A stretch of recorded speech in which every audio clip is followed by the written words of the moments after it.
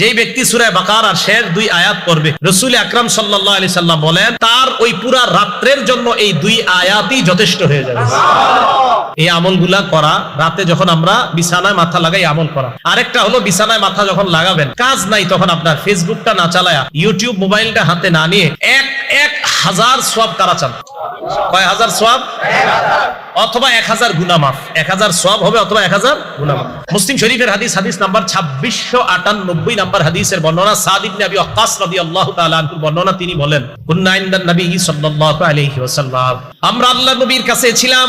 আল্লাহর নবী হঠাৎ আমাদেরকে বললেন, আয়াজিজু আহাদুকুম আইয়াকসিবা আলফা হাসানাত, তোমাদের মধ্যে কেউ কি অক্ষম 1000 সওয়াব কামাই করতে অক্ষম? ফাসালাহু সাইলুম মিন জুলাসাইহি, বৈঠকের মধ্য থেকে একজন প্রশ্ন করলেন, ইয়া রাসূলুল্লাহ, আমাদের মধ্যে 1000 সওয়াব কামাই করা এটা কিভাবে সম্ভব? নবীজিকে বললেন, কাইফা ইয়াকসিবু আহাদুনা আলফা হাসানাত, কিভাবে একজন 1000 নেকি কামাই করতে পারে? আল্লাহ নবী বললেন, শোনো তোমরা, ইউসাব্বিহু বিআতা তাসবিহা, কোন ব্যক্তি যদি 100 বার সুবহানাল্লাহ পড়ে, কয়শো বার? বলেন তো কি? সুবহানাল্লাহ। আবার বলেন সুবহানাল্লাহ। এতটুকুই বাস, আবার বলেন সুবহানাল্লাহ। আল্লাহ নবী বলেন 100 বার যদি কোনো বান্দা সুবহানাল্লাহ বলে, ইউকতাবু লাহু আলফু হাসানাত, তার আমলনামায় 1000 নেকি লিখে দেওয়া হয়। সুবহানাল্লাহ। নবীজি বলে 1000 নেকি যদি তোমার আমলনামায় লেখা নাও হয়, আও ইউহাত্তু আনহু আলফু খাতিয়া, তোমার আমলনামা থেকে 1000 গুনাহ মুছে দেওয়া হয়। তাহলে 100 বার সুবহানাল্লাহ পড়বেন, হয়তো 1000 সওয়াব হবে, অথবা 1000 গুনাহ আপনার জীবন থেকে আল্লাহ মুছে ধুয়ে মুছে সাফ করে দিবেন। আল্লাহ আমলগুলা করা দরকার আছে না? আল্লাহ আমাদের সকলকে আমল করার তৌফিক দান করেন। এখন এই সুন্নতগুলা পালন করা সহজ হবে, সম্ভব হবে কখন? যদি আমরা রাসূল আকরাম সাল্লাল্লাহু আলাইহি সাল্লামকে মহব্বত করতে পারি, তাহলে এই সুন্নতগুলা পালন করা আমাদের জন্য সহজ হবে। সূরা তাওবা আয়াত নাম্বার 24 নাম্বার আয়াতটা শুনেন, অনুবাদটাও শুনেন। আল্লাহ বলেন, কুল ইন কানা আবাউকুম, যদি তোমাদের বাবা, ওয়া আবনাউকুম, যদি তোমাদের সন্তান, ওয়া ইখওয়ানুকুম, যদি তোমাদের ভাই, ওয়া আজওয়াজুকুম, যদি তোমাদের বিবি, ওয়া আশীরাতুকুম, যদি তোমাদের পরিবার, ওয়া আমওয়ালুন ইখতারাফতুমুহা, যে সম্পদ কামাই করো ওই সম্পদ যদি, ওয়া তিজারাতুন তাখশাউনা কাসাদাহা, যে ব্যবসায় লস খাওয়ার টেনশনে থাকো ওই ব্যবসা যদি, ওয়া মাসাকিন তারদাউনাহা, যেই বাসস্থান তোমরা পছন্দ করো এই বাসস্থানগুলা যদি, কি যদি? বাবা, যদি তোমাদের বাবা, যদি তোমাদের সন্তান, যদি তোমাদের ভাই, যদি তোমাদের বিবি, যদি তোমাদের পরিবার, যদি তোমাদের উপার্জিত সম্পদ, যদি তোমাদের ব্যবসা, যদি তোমাদের বাসস্থান, আহাব্বা ইলাইকুম মিনাল্লাহি ওয়া রাসূলি, আল্লাহ আর আল্লাহ রাসূলের চাইতে বেশি প্রিয় হয়, ওয়া জিহাদিন ফি সাবিলি, এবং আল্লাহর রাস্তায় জিহাদ করার চাইতে যদি তোমাদের কাছে বেশি প্রিয় হয়, ফাতারাব্বাসু হাত্তা ইয়াতি আল্লাহু বিআমরি, তাহলে অপেক্ষায় থাকো, আল্লাহ তোমাদের উপর যেই গজব নিয়ে আসবে ওই গজবের অপেক্ষা করো। তাহলে এবার আপনারা বলেন তো, বাবার চাইতেও বেশি প্রিয় হতে হবে কে? আল্লাহ তার রাসূল, আল্লাহ এবং তার রাসূল। আচ্ছা, মায়ের চাইতে, বিবির চাইতে, ভাইয়ের চাইতে, সন্তানদের চাইতে, ব্যবসার চাইতে, সব কিছুর চাইতে আল্লাহ আল্লাহ রাসূল বেশি প্রিয় হতে হবে। যদি না হয় তাহলে আযাবের অপেক্ষা করা। তো আবার আসেন, জাগ্রত আর নিদ্রা এই উভয় অবস্থায় সুন্নাহগুলা পালন করা তখন সহজ হবে যদি রাসূল আকরাম সাল্লাল্লাহু আলাইহি সাল্লামের মহব্বত আমাদের মধ্যে বেশি থাকে। দেখেন, আমাদের মাঝে একটা অবহেলিত সুন্নতের নাম মেসওয়াক। একটা অবহেলিত সুন্নতের নাম কি? মেসওয়াক। রাসূল আকরাম সাল্লাল্লাহু আলাইহি সাল্লাম, আরেকটা কথা, যখন আপনারা রাতের বেলা ঘুমাবেন, ক্বালা রাসূলুল্লাহ সাল্লাল্লাহু আলাইহি ওয়াসাল্লাম, আল্লাহ নবী বলেন, ইদা আওয়াইতা ইলা ফিরাশিক ফাতাওয়াদ্দা ওযুআকা লিস-সালাহ, নামাজের জন্য যেইভাবে ওযু করো ঘুমের আগে ঠিক ওইভাবে ওযু করবা।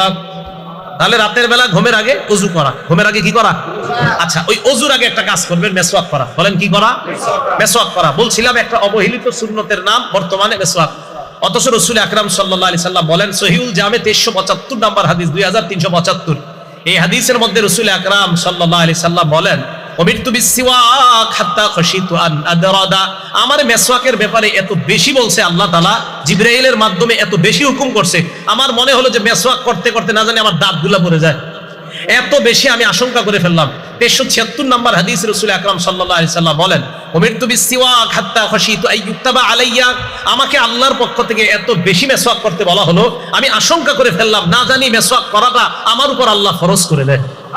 বুখারী শরীফের 887 নাম্বার হাদিস, ক্বালা রাসূলুল্লাহ সাল্লাল্লাহু আলাইহি ওয়াসাল্লাম, লাউলা খাশিতু, নবীজি বলেন, লাউলা আমি যদি আশঙ্কা না করতাম, লাউলা আন আশুক্কা আলা উম্মতি, আমি যদি আমার উম্মতের ব্যাপারে আশঙ্কা না করতাম, লা আমারতুহুম বিসওয়াকি ইনদা কুল্লি সালাহ, আরেক বর্ণনায় মা কুল্লি সালাহ, আমি যদি আমার উম্মতের জন্য কষ্টকর মনে না করতাম, লাউলা আন আশুক্কা আলা উম্মতি, আমার উম্মতের জন্য যদি কষ্টকর না হতো, তো উম্মতকে বলতাম 5 ওয়াক্ত নামাজের আগে যেন মেসওয়াক করে।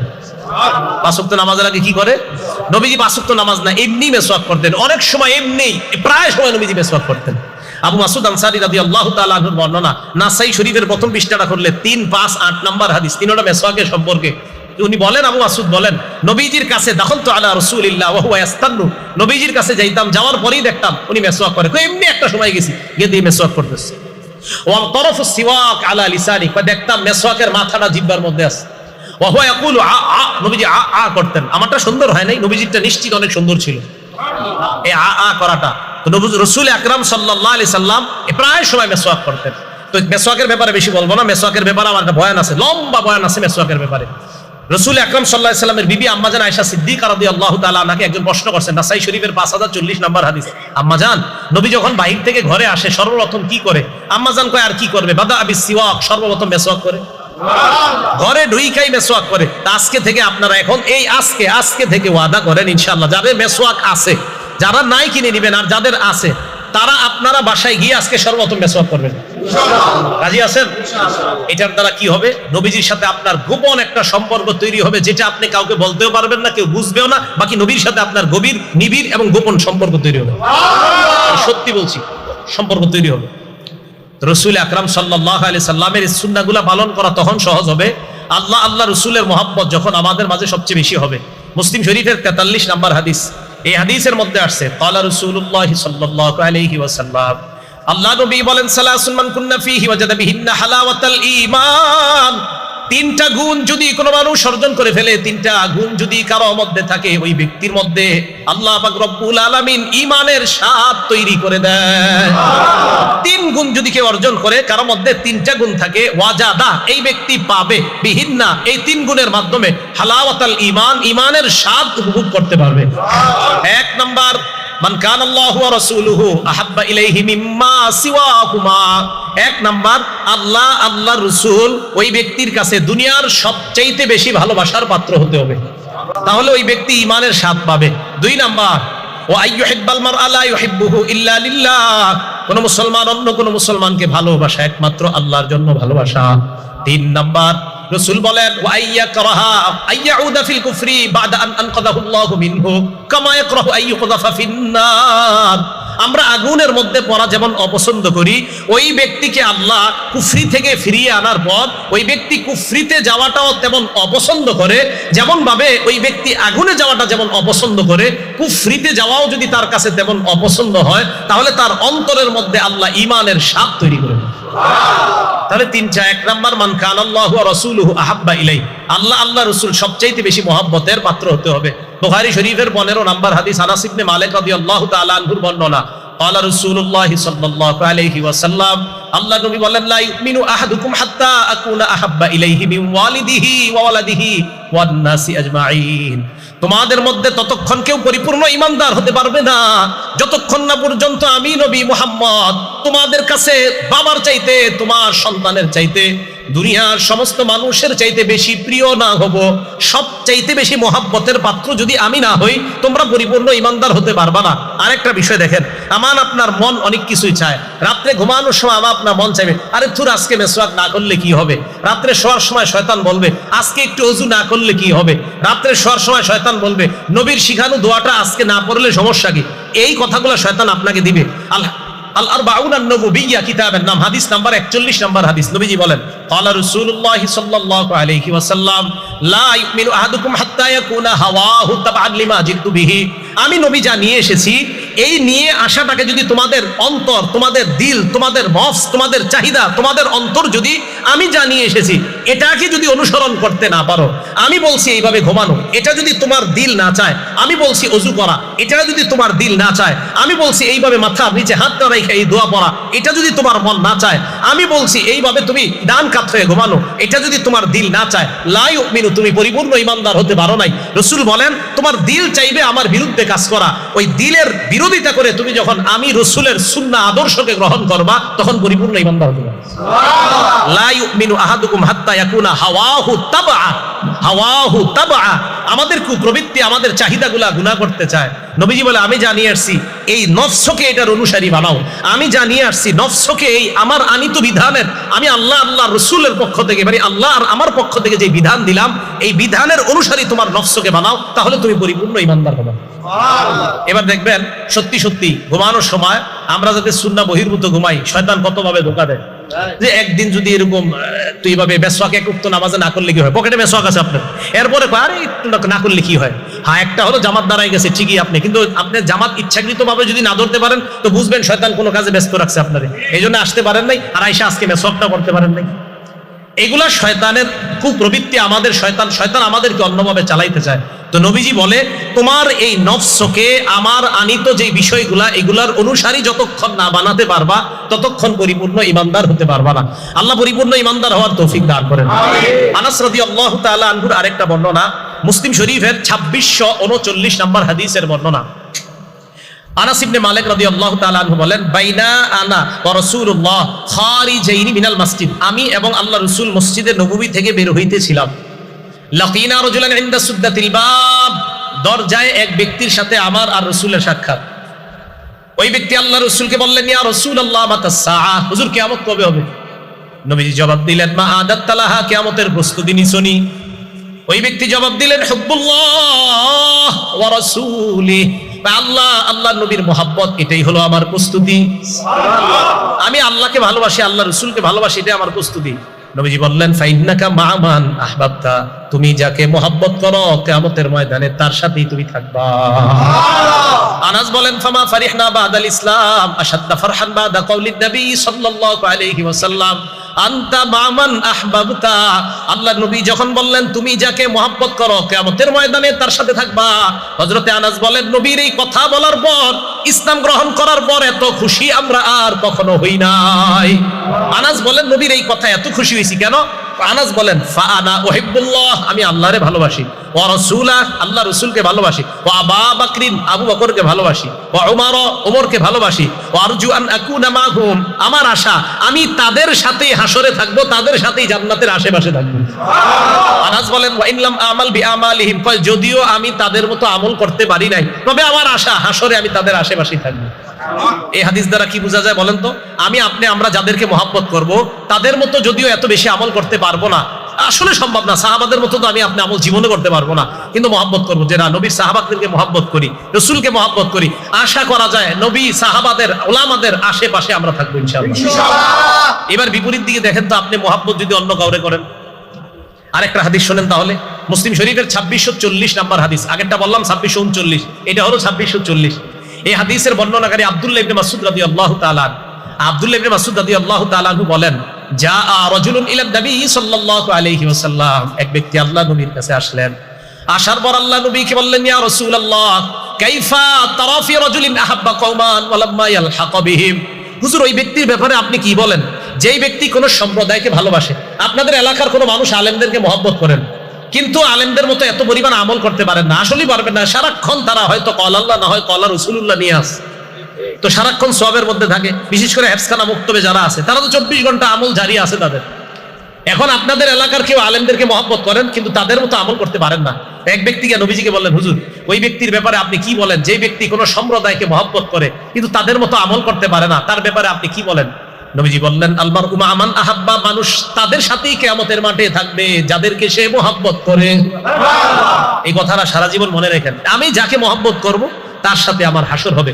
আজকাল অনেকে দাবি করে দেখবেন, তো আমি কি কম নামাজ পড়ি, আমি কি কোরআন রিসার্চ কম করি, বা আমি কি হাদিস রিসার্চ কম করি, এরকম বলে অনেকে। কিন্তু উনি কোরআনও রিসার্চ করে, হাদিসও রিসার্চ করে, এইগুলা রিসার্চ করার পর ওনার ফলাফল কি বের হয় জানেন?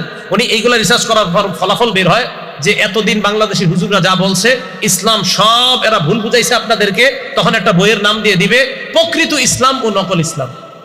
কি নাম দিবে? ওলামায়ে কেরাম যে আদর্শ আপনাদেরকে শিখাইতেছে কোরআন সুন্নাহ, এটার নাম দিবে নকল, আর ওনারটার নাম দিবে প্রকৃত।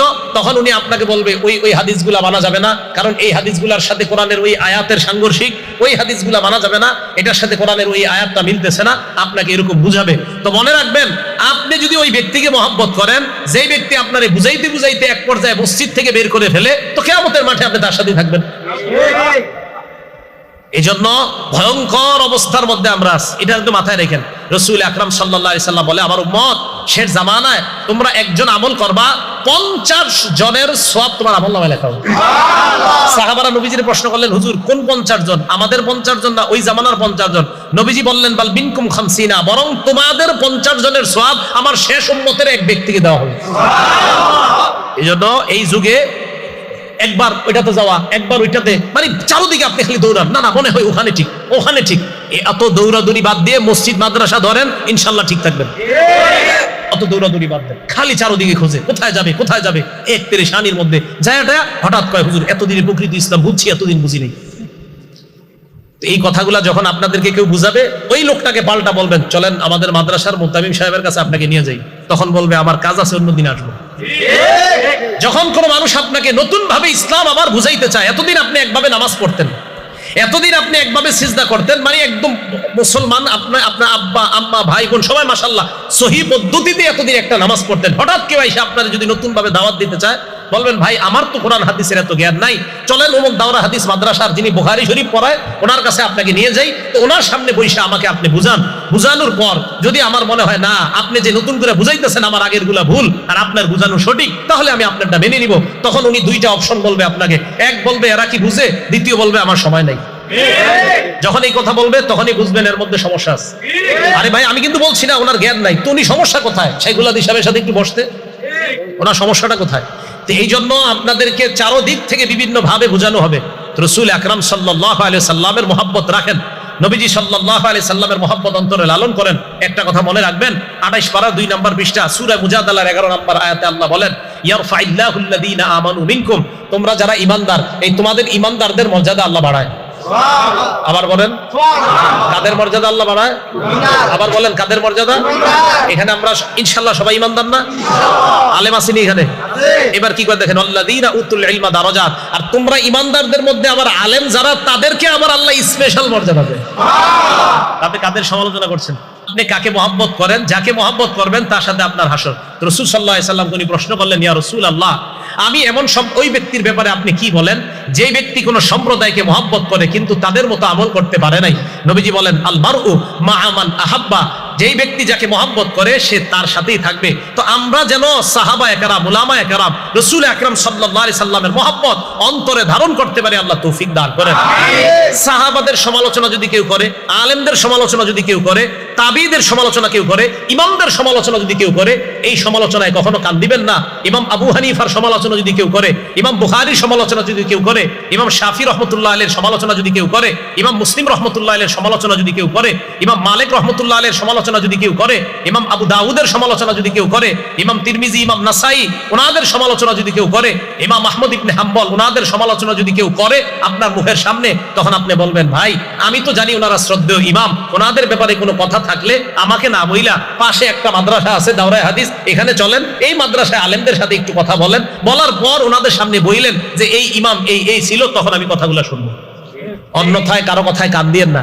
আরে ভাই, আপনার নিজের ইমানের আমল নিয়েই তো আপনার টেনশন থাকা দরকার। আপনি আইছেন আবু হানিফারে নিয়ে টেনশন করতে, আপনার এত টেনশন ইমাম আবু হানিফারে নিয়ে, ইমাম বুখারীকে নিয়ে এত টেনশন, আপনার কি পরিমাণ টেনশন! সুবহানাল্লাহ, মাঝে মাঝে চিন্তা করি যে সাধারণ জনগণের এত টেনশন ইমাম আবু হানিফারকে নিয়ে। মাঝে মাঝে ফেসবুকে দাঁড়িয়েও নাই, কিচ্ছু নাই, এমন এমন লোক ইমাম আবু হানিফা রহমতুল্লাহ আলাইহিকে গালি দিয়ে কথা লেখে। তো এই এদের কথায় কান দিয়েন না। আমি দেখেন, আমি বলার পর হয়তো এই বের হয়ে অনেকে বলবে, হ্যাঁ কি বুঝে এটা বলবে, ঠিক আছে আমি আপনার চেয়ে কমই বুঝি, আমি মেনে নিচ্ছি আপনার চেয়ে কম বুঝি। আপনারা সাধারণ যারা, অন্তত 2-3 জনকেও তো আমার কথাটা আমি ঢুকাইতে পারতেছি, আপনাদেরকে বলে যাই, এই যুগে ইমানের উপর থাকার জন্য চারদিকে কান দিয়েন না। জুমার নামাজটা ঠিক মতো পড়েন, ওখানে আলোচনা শোনেন খতিব সাহেবের, 5 ওয়াক্ত নামাজ মসজিদে ঠিক মতো পড়েন, সুন্নত মোতাবেক চলেন, খালি একটা কাম করেন না, গুনাহ করেন না, আর নামাজগুলা সুন্দরভাবে পড়েন। ওমকে কি বলছে এটা শুনতে যায়েন না, নামাজ পড়েন সুন্দর মতো, রমজান মাসে রোজা রাখেন, মুতু আদখুলু জান্নাত রাব্বিকুম, মরেন আর জান্নাতে যান। এটা সাধারণদের জন্য বললাম, যারা পড়াশোনা করে দেন, সাধারণ যারা আপনারা দোকানে কাজ করে, ও হে উনি হঠাৎ ওনার 20 বছরের আগের নামাজ বাদ দিয়ে নতুন ভাবে নামাজ শুরু করছে। আরে সামিআতুন নাবিয়্যা সাল্লাল্লাহু আলাইহি ওয়াসাল্লাম ইয়াকুল ইউবাসু কুল্লু আবদিন আলা মা মাত। রাসূল সাল্লাল্লাহু আলাইহি সাল্লাম বলেন, প্রত্যেকটা মানুষ, প্রত্যেকটা বান্দাকে ওই অবস্থায় উঠানো হবে যে অবস্থায় সে মারা যাবে। এখন একটু চিন্তা করেন, আমি আপনি গান শুনতে শুনতে হেডফোন লাগিয়ে টেলিভিশনটা ছাড়া অবস্থায়, অশ্লীল সিনেমা চলা অবস্থায় ঘুমায়া গেছেন, ওই অবস্থায় মারা গেছেন। আল্লাহ না করেন, রাসূল সাল্লাল্লাহু আলাইহি সাল্লাম বললেন যে যেইভাবে মারা যাবে তাকে কিয়ামতের মাঠে ওইভাবে উঠানো হবে। তো এই জন্য ঘুমের মধ্যে যদি আত্মা আল্লাহ একবারে নিয়ে নেয়, যে আমাদের কি মৃত্যুর ফয়সালা করেই নেয়, তাহলে আমার আপনার ঘুমটা যদি খারাপ অবস্থা হয়, দোয়া ছাড়া হয়, সুন্নাহ মোতাবেক না হয়, তাহলে আবার আপনার হাসরের ময়দানটা ওরকম হবে।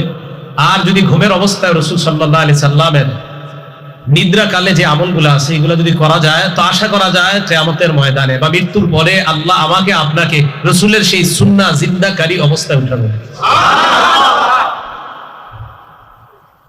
তিরমিজি শরীফের 3398 নাম্বার হাদিস, 3398। এই হাদিসের বর্ণনাকারী সাহাবা হুযায়ফা রাদিয়াল্লাহু তাআলা তিনি বলেন, কানা নবী সাল্লাল্লাহু আলাইহি ওয়াসাল্লাম ইযা নামা, নবীজি যখন ঘুমাইতেন, অথবা ইযা আরাদা আইয়া নামা, নবীজি যখন ঘুমের ইচ্ছা করতেন, ওয়াদাআ ইয়াদাহু তাহতা রাসিহি, আল্লাহর নবী তার হাত মুবারক তার মাথার নিচে রাখতেন, এইভাবে হাতটা মাথার নিচে রাখতেন। সুম্মা ক্বালা, এরপর বলতেন, আল্লাহুম্মা কিনি আযাবাকা ইয়াওমা তাজমাউ আও তাবাসু ইবাদাক, আল্লাহরে বলতেন, আল্লাহ যেদিন আপনি আপনার বান্দাদেরকে একত্রিত করবেন, কিয়ামতের মাঠে উঠাবেন, সেদিন আপনি আমাকে আপনার আযাব থেকে রক্ষা করুন।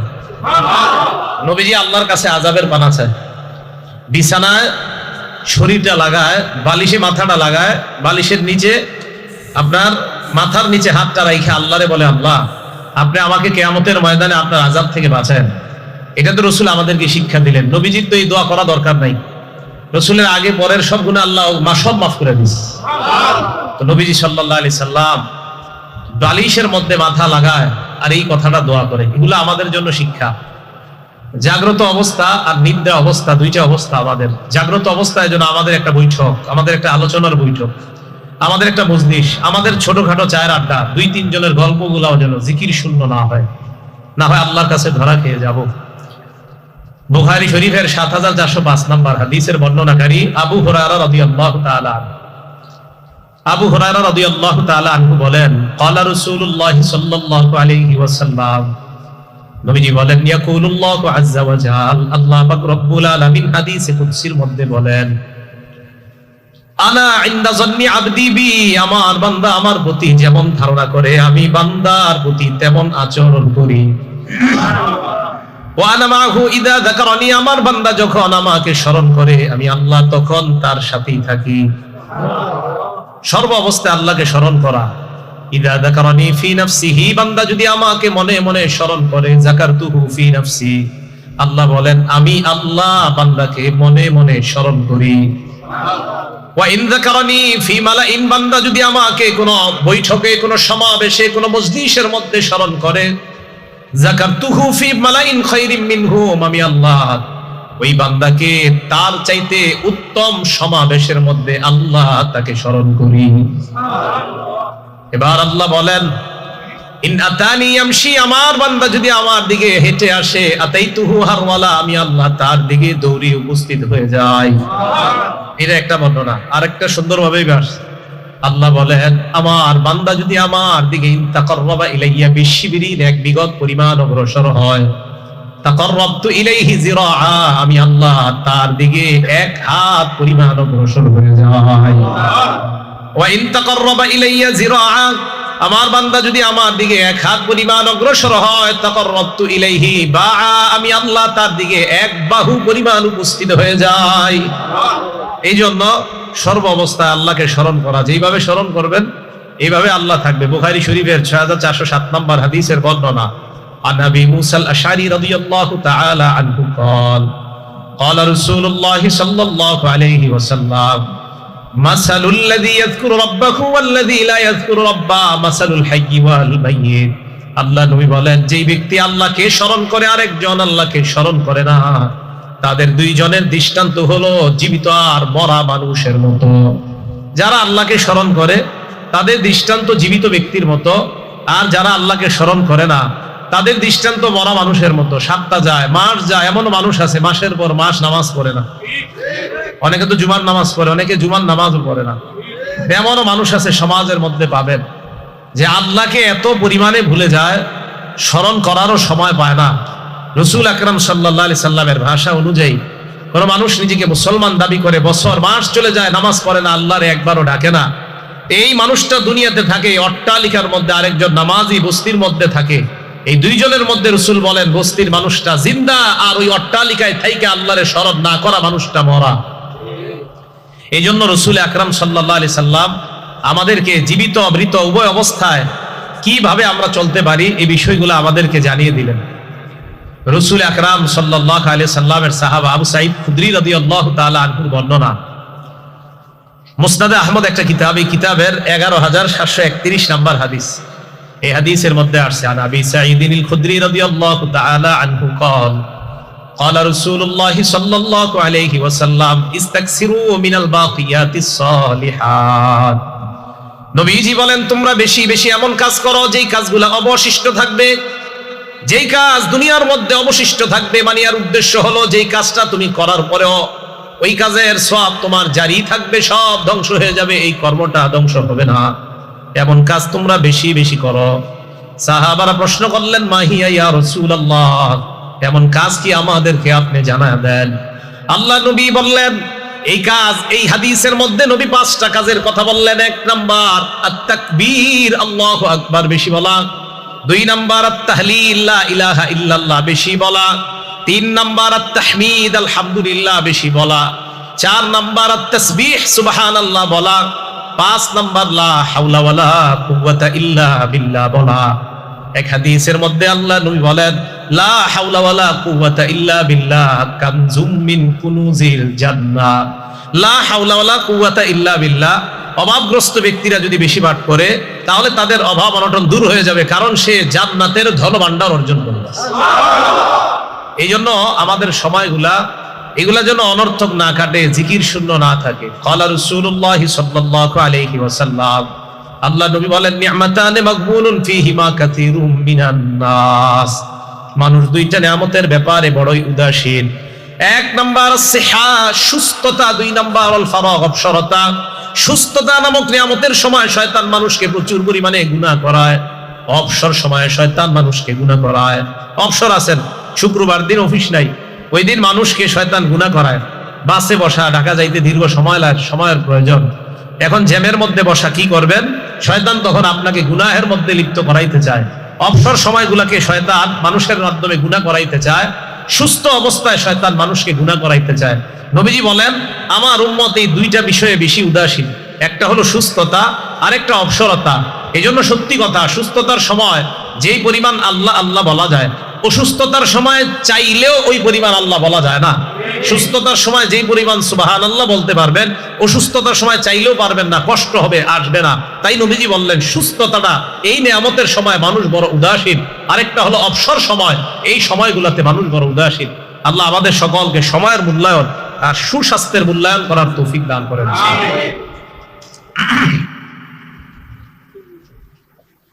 মুসলিম শরীফের 2137 নম্বর হাদিসের বর্ণনা, ক্বালা রাসূলুল্লাহ সাল্লাল্লাহু আলাইহি ওয়াসাল্লাম, সামুরা ইবনে জুনদুব রাদিয়াল্লাহু তাআলা আনহুকে আল্লাহ নবী বললেন, আহাব্বুল কালামি ইলাল্লাহি আরবা, আল্লাহর কাছে 4টা কথা সবচাইতে বেশি প্রিয়। 1 নাম্বার সুবহানাল্লাহ, 2 নাম্বার আলহামদুলিল্লাহ, 3 নাম্বার লা ইলাহা ইল্লাল্লাহ, 4 নাম্বার আল্লাহু আকবার। নবীজি বলেন, লা তুসাম্মিয়ান্না গুলামাকা রাবাহান ওয়ালা নাজিহা। আরেক বর্ণনায়, লা তুসাম্মিয়ান্নাকা গুলামান রাবাহান। নবীজি বলেন, তার সাহাবা হযরত সামুরা ইবনে জুনদুব রাদিয়াল্লাহু তাআলা আনহুকে আল্লাহ নবী বলেন, সামুরা, দুনিয়ার মধ্যে 4টা কথা সবচাইতে আল্লাহর কাছে বেশি প্রিয়। 1 নাম্বার সুবহানাল্লাহ, 2 নাম্বার আলহামদুলিল্লাহ, 3 নাম্বার লা ইলাহা ইল্লাল্লাহ, 4 নাম্বার আল্লাহু আকবার। এরপর নবী বলেন, সামুরা, তুমি তোমার ছেলের নাম কখনো রবাহ রাখবা না। কি রাখবা না? রবাহ মানে হলো লাভবান হওয়া। তোমার সন্তানের নাম তুমি রবাহ রাখবা না, রবাহ, এটা নবীজি বললেন তুমি তোমার সন্তানের নাম রবাহ রাখবা না। আর ওয়ালা নাজিহান, তোমার সন্তানের নাম তুমি নাজিহ রাখবা না। নাজিহ মানে হলো সফল কাম, এটা রাখবা না। ওয়ালা আফলাহা, তোমার সন্তানের নাম তুমি আফলাহ রাখবা না। আফলাহ মানে অধিক সফল কাম, আফলাহ মানে কি অধিক সফল কাম। এইগুলা তুমি তোমার সন্তানের নাম কখনো রাখবা না। রাসূল আকরাম সাল্লাল্লাহু আলাইহি সাল্লাম কেন, ফাইন্নাকা তাকুলু সাম্মা হুয়া, কারণ অনেক সময় তোমরা বলবা রবাহ কোথায়, আইসা বলবা এই জায়গায় কি রবাহ আছে, রবাহ আসলে তার ছেলের নাম, তো বলতে পারো তোমরা ওহুয়া লা ইয়াকুনু, তখন ওই ব্যক্তি বলবে লা, এখানে রবাহ নাই, এখানে লাভ নাই, আসলে এখানে তোমার ছেলে নাই। এই জাতীয় নাম রাখলে অনেক সময় মানুষ বলবে একটা, অন্য মানুষের মধ্যে ভুল ধারণা সৃষ্টি হতে পারে, তা এই নামগুলা রাখবা না। তো বললেন রবাহ রাখবা না, আফলাহ রাখবা না, নাজিহ রাখবা না। কেউ আইসা আপনাকে বললো আরবদের মধ্যে হালিদ নাজিহ হা হুনা, এখানে কি নাজিহ আছে? তো আমি বললাম নাই স্যার নাজিহ হা হুনা, এখানে নাজিহ নাই, মানে এখানে সফল কাম নাই। আসলে সফল কাম নাই এর উদ্দেশ্য না, উদ্দেশ্য হলো নাজিহ নামে ছেলেটা এখানে নাই। নবীজি বলেন তুমি বলবা ছেলের কথা, অন্য মানুষ ধারণা করবে এই জায়গায় মনে সফলতা নাই। তো এই জন্য বললেন ছেলের নাম রবাহ রাখবা না, নাজিহ রাখবা না, আফলাহ রাখবা না। যাই হোক, এই হাদিসের মধ্যে রাসূল সাল্লাল্লাহু আলাইহি সাল্লাম প্রথমে বললেন আল্লাহর কাছে প্রিয় কালাম হলো চারটা, সুবহানাল্লাহ, আলহামদুলিল্লাহ, লা ইলাহা ইল্লাল্লাহ, আল্লাহু আকবার। জাগ্রত অবস্থায় আমাদের সময়গুলো যেন নষ্ট না হয়, আল্লাহ সময়গুলোকে মূল্যায়ন করার তৌফিক দান করেন। তিরমিজি শরীফের 3380 নম্বর হাদিসের বর্ণনা, আবু হুরায়রা রাদিয়াল্লাহু তাআলা আনহুর বর্ণনা। আন আবি হুরায়রা রাদিয়াল্লাহু তাআলা আনহু قال قال رسول الله صلى الله عليه وسلم, আবু হুরায়রা রাদিয়াল্লাহু তাআলা আনহুর বর্ণনা, আল্লাহ নবী বলেন মা জালাসা কওমুন মাজলিসান, কোন সম্প্রদায় যখন কোন মজলিসের মধ্যে বসার পর লাম ইয়াযকুরুল্লাহ ফি, ওই মজলিসের মধ্যে যদি আল্লাহর নাম না নেওয়া হয়, ওয়ালাম ইউসাল্লু আলা নাবিয়িহিম, নবীর উপর যদি দুরূদ পড়া না হয়, ইল্লা কানা আলাইহিম তিরাতুন, কোন মজলিসের মধ্যে তোমরা বসার পর ওই মজলিসের মধ্যে যদি আল্লাহর নাম না নেওয়া হয়, নবীর নাম না নেওয়া হয়, মানে নবীর উপর দুরূদ পড়া না হয়, নবীজি বলেন ওই মজলিসের উপর আল্লাহর পক্ষ থেকে গজব হবে, নাউজুবিল্লাহ। তিরাতুন শব্দের অর্থ আফসোসের কারণ, হতাশার কারণ। নবীজি বলেন ফা ইনশাআ গফারা ওয়া ইনশাআ আযাবা, আল্লাহ চাইলে ওই মজলিসের মানুষগুলাকে মাফ করতে পারেন, আল্লাহ চাইলে ওই মজলিসের মানুষগুলাকে শাস্তি দিতে পারেন। রাসূল আকরাম সাল্লাল্লাহু আলাইহি সাল্লাম বলেন কোন সম্প্রদায় এক মজলিসে বসার পর সেখানে যদি আল্লাহর নাম না নেয়, রাসূল সাল্লাল্লাহু আলাইহি সাল্লামের উপর যদি দুরূদ না পড়ে, ইল্লা কানা আলাইহিম তিরাতুন, তাহলে তাদের জন্য আফসোসের কারণ হবে, হতাশার কারণ হবে, গজবের কারণ হবে। এজন্য আমাদের কোনো বৈঠক, কোনো মজলিস যেন আল্লাহর জিকির শূন্য না থাকে। এজন্য একটু চিন্তা করেন, যেই মজলিসের মধ্যে 3 ঘন্টা গানের কনসার্ট হয়, শুরু থেকে শেষ পর্যন্ত ওই মজলিসের মানুষগুলোর কি অবস্থা? রাসূল সাল্লাল্লাহু আলাইহি সাল্লাম বলেন যেই মজলিসে আল্লাহর নাম না নেওয়া হয়, রাসূল সাল্লাল্লাহু আলাইহি সাল্লামের উপর দুরূদ পড়া না হয়, ওই মজলিসের জন্য আফসোসের কারণ তথা আল্লাহর পক্ষ থেকে গজবের কারণ ওই মজলিস। এই জন্য রাসূল আকরাম সাল্লাল্লাহু আলাইহি সাল্লাম জাগ্রত অবস্থায় আমাদের একটা বৈঠকও যেন জিকির শূন্য না হয়। আবু দাউদ শরীফের এক হাদিসে বলেন আমি আর উনি দুইজনে বসে রয়েছি এক জায়গায়, এমনি দুইজন বসে কথা বলতেছি, নবী বলেন এই দুইজনের মজলিসটাও যেন জিকির শূন্য না হয়। আবু দাউদ শরীফ হাদিস নাম্বার 4855 নাম্বার হাদিস। ক্বালা রাসূলুল্লাহ সাল্লাল্লাহু আলাইহি ওয়াসাল্লাম, এটাও আবু হুরায়রা রাদিয়াল্লাহু তাআলা আনহু বর্ণনা। আল্লাহ নবী বলেন মান কাদান, কোন ব্যক্তি কোন মজলিসের মধ্যে বসছে, কোন বৈঠকের মধ্যে বসছে, এই দেখেন আমি একটা চেয়ারে বসলাম, এটা বৈঠক, এটা একটা বৈঠক। মান কাদান, কোন মানুষ কোন একটা বৈঠকের মধ্যে বসছে, ওয়ালাম ইয়াযকুরিল্লাহ, ওই জায়গায় আল্লাহর নাম নেয় নাই, কোন বৈঠকে বসছে আল্লাহর নাম নেয় নাই, কানা আলাইহিম তিরাতুন, তার জন্য এটা আল্লাহর পক্ষ থেকে হতাশার কারণ হতে পারে, নাউজুবিল্লাহ, এটা তার জন্য আল্লাহর পক্ষ থেকে হতাশার কারণ হতে পারে। এই হাদিসটা আবু দাউদ শরীফের 4856 নাম্বার হাদিসের বর্ণনা। তো নবীজি সাল্লাল্লাহু আলাইহি সাল্লাম বলেন ওয়ামানিত তাজা মাবজাআন, কোন ব্যক্তি যদি রাতের বেলা বিছানায় মাথা লাগায়, ওয়ালাম ইয়াযকুরুল্লাহ, আল্লাহর নাম না নেয়, কোন ব্যক্তি মাথা লাগায় কিন্তু আল্লাহর নাম নেয় না, রাসূল সাল্লাল্লাহু আলাইহি সাল্লাম বলেন কানা আলাইহি তিরাতুম মিনাল্লাহ, এই ব্যক্তির জন্য আল্লাহর পক্ষ থেকে এই ঘুমটা হতাশার কারণ হতে পারে। মাথা লাগাইছে বালিশের মধ্যে, আল্লাহর নাম নেয় নাই। এবার আবু দাউদ শরীফের 4855 নাম্বার হাদিস শুনেন। এই বৈঠকে আমরা বসে রয়েছি না একটা মজলিসে, নবীজি কি বলে দেখেন, আপনার বন্ধু যারা গানের কনসার্টে যায় তাদেরকে বললেন ক্বালা রাসূলুল্লাহ সাল্লাল্লাহু আলাইহি ওয়াসাল্লাম, নবীজি বলেন মা মিন কওমিন ইয়াকুমুনা মিন মাজলিসিন লা ইয়াযকুরুনাল্লাহ, কোন সম্প্রদায় যখন এমন একটা বৈঠকের মধ্যে বসে, যেই বৈঠকের মধ্যে একবারও আল্লাহর নাম না নেওয়া হয়, ইল্লা কামু আন মিসলি জিফাতি হিমার, ওই মজলিসটা এমন হয়ে যায় যেন ওই মজলিসের মধ্যে মরা গাধার গোশত পরিবেশন করা হয়েছে। একটা মজলিস, গানের মজলিস, এখান থেকে উঠলো, সেখানে কোনো জিকির হয় না। নবীজি বলেন কেমন যেন মরা গাধার ভোজন সভা করা হয়েছে, আর ওই ভোজন সভা থেকে মানুষগুলো উঠছে। যেই মজলিসে আল্লাহর নাম না নেওয়া হয়, আল্লাহ আমাদের সকলকে, আমাদের প্রত্যেকটা বৈঠক, আমাদের প্রত্যেকটা মজলিস যেন জিকির শূন্য না থাকে, জাগ্রত অবস্থায় প্রত্যেকটা মুহূর্ত যেন আল্লাহর স্মরণে কাটাইতে পারে, আল্লাহ তৌফিক দান করেন। এবার দেখেন রাসূল সাল্লাল্লাহু আলাইহি সাল্লাম আবু দাউদ শরীফের 4856 নম্বর হাদিসে বলছিলেন, যেই ব্যক্তি বিছানায় মাথা লাগায়, বালিশে মাথা লাগায়, মানিত তাজা মাদজান, বিছানায় মাথা লাগায় ঘুমানোর জন্য আল্লাহর নাম না নেয়, তার জন্য এটা আফসোসের কারণ হতে পারে। এই জন্য আমাদের ঘুমানোটা, নিদ্রা অবস্থাটা যেন সুন্নাহ মোতাবেক হয়। সহিহ বুখারী হাদিস নাম্বার 6320 নাম্বার হাদিসের বর্ণনা। এই হাদিসের মধ্যে আছে, এটা আবু হুরায়রা রাদিয়াল্লাহু তাআলা আনহুর বর্ণনা। ক্বালা রাসূলুল্লাহ সাল্লাল্লাহু আলাইহি ওয়াসাল্লাম, আল্লাহ নবী বলেন, ইদা আওয়া আহাদুকুম ইলা ফিরাশিহি, তোমাদের কেউ যখন বিছানার মধ্যে যায়। এবার দেখেন, যাওয়ার পর আমার দিকে তাকান, নবীজি বলেন, ফালয়ানফুদ ফিরাশাহু বিদাখিলাতি ইজারিহি, সে যেন লুঙ্গির নিচে দিয়ে বিছানাটা এইভাবে ঝাড়ে। আর আপনারা তো ঝাড়ু দিয়া ঝাড়েন, বাকি নবীর সুন্নত যেহেতু বলছে আর কি, যে লুঙ্গির নিচ দিয়া এভাবে যেন বিছানাটা ঝাড়ে, একবার অন্তত এমন করেন। কয় কেন করব? নবীজি করতে বলছে তাই করব। এইভাবে বিদাখিলাতি ইজারিহি। অন্য বর্ণনায় আছে সালাস মাররাত, 3 বার লুঙ্গির নিচ দিয়ে বিছানা এমন করবে। নবীজি আমাদের প্রতি কত মায়া, আমাদেরকে বলেন, ফাইন্নাহু লা ইয়াদরি মা খালফাহু আলাইহি, কারণ তার জানা নাই, তার অজান্তে এই বিছানার মধ্যে কোনো বিচ্ছু আছে কিনা এটা তার জানা নাই। তাই নবীজি বললেন, যখন বিছানায় যাইবা লুঙ্গির নিচ দিয়ে, তখন তুমি বিছানাটাকে, এই হাদিসে আসছে কোনো বার আসে নাই, বিছানাকে তুমি ঝাড়বা। অন্য বর্ণনায় আসছে সালাস মাররাত, 3 বার ঝাড়বা। এইভাবে ঝাড়ার পর দেখেন নবীজি বলেন, এরপর যখন তুমি বিছানায় মাথা লাগাইবা, মাথা লাগানোর পর তখন তুমি বলবা, বিসমিকা রব্বি ওয়াদাতু জামবি, আল্লাহ আপনার নামে আমার দেহটা বিছানায় লাগাইলাম। সুবহানাল্লাহ, আপনার নামে আমার দেহটা বিছানায় রাখলাম। কত সুন্দর কথা দেখেন, আপনার নামে আমার দেহটা আমি বিছানায় রাখলাম। ওয়া বিকা আরফাহু মাবুদ, আপনার নামে আবার আমি এই দেহকে বিছানা থেকে উঠাবো। আপনি চাইলে আবার বিছানা থেকে দেহটা উঠাবো, আপনার নামে বিছানায় দেহ রাখলাম। এরপরে দেখেন কি কয়, ইন আমসাকতা নাফসি, মাবুদ আপনি যদি ঘুমন্ত অবস্থায় আমার আত্মাটা নিয়ে যান, আমার জানটা নিয়ে যান, আমার মরণ দিয়ে দেন, ফারহামহা, মেহেরবানি করে আমার আত্মার প্রতি আপনি দয়া করেন।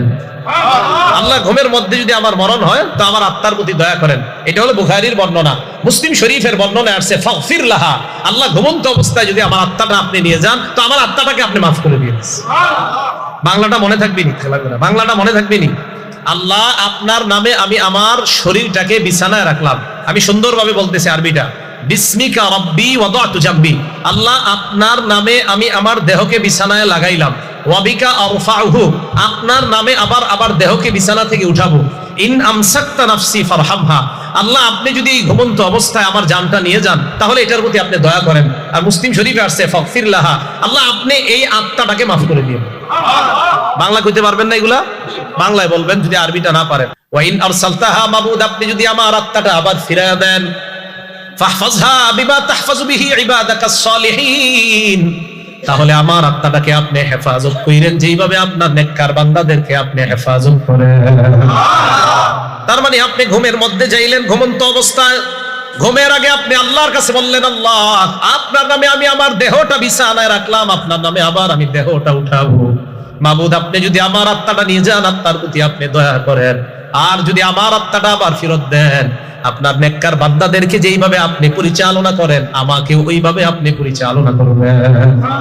তাদেরকে যেইভাবে হেফাজত করেন আমার আত্মাটা এইভাবে হেফাজত করেন। এবার আসেন আগের কথা, মুসলিম শরীফের একটা হাদিস 2878 নম্বর হাদিস শোনাইলাম, যে হাদিসে নবী বলছেন, ইউবাসু কুল্লু আবদিন আলা মামাত, প্রত্যেক বান্দাকে ওই অবস্থায় উঠানো হবে যে অবস্থায় সে মারা যাবে। আপনি এই দোয়াগুলা কইরা বিছানায় মাথা রাইখা নবীর সুন্নাহ মোতাবেক ঘুমাইলেন, ইনশাআল্লাহ কিয়ামতের ময়দানে যদি আপনি অবস্থায় মারা যান তো আল্লাহ আপনাকে কিয়ামতের মাঠে রাসূলের সুন্নাহ জিন্দা করা অবস্থায় উঠাবে। বিপরীতে যদি হেডফোন লাগায় গান শুনতে শুনতে ঘুমান, আল্লাহ আমাদেরকে হেফাজত করেন, আল্লাহ আমাদেরকে হেফাজত করেন। মুসলিম শরীফের 2714 নম্বর হাদিসের বর্ণনা। এই হাদিসের মধ্যে আসছে, ক্বালা রাসূলুল্লাহ সাল্লাল্লাহু আলাইহি ওয়াসাল্লাম, আল্লাহ নবী বলেন যখন তোমরা বিছানায় যাও, যাওয়ার পর ফালিউসাম্মিল্লাহ, আল্লাহর নাম নিবা। তাহলে বিসমিল্লাহ বলে গেলেন। যাওয়ার পর ওয়াইদা আরাদা আইয়াত্তাজিআ, যদি তুমি ঘুমাইতে চাও, ফাল্যাত্তাজি আলা শিক্কিহিল আইমান, তাহলে তুমি ডান কাত হয়ে তুমি শুইবা। শুইতে চাইলে ডান কাত হয়ে শুইবা। এবার আপনি ডান কাত হলেন, এটা একটা।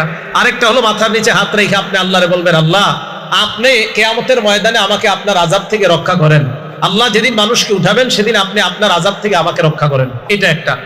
আর আয়াতুল কুরসিটা যদি আপনি পড়তে পারেন তো সারা রাত সমস্ত বিপদ আপদ থেকে আল্লাহ আপনাকে হেফাজত করবেন। সারা রাত আল্লাহ আপনাকে হেফাজত করবে। আর আমার আগের আলোচক বলছেন সূরা ইখলাস, ফালাক, নাস এগুলা পড়তে। তো এগুলোর তো আলাদা আলাদা বৈশিষ্ট্য আছে।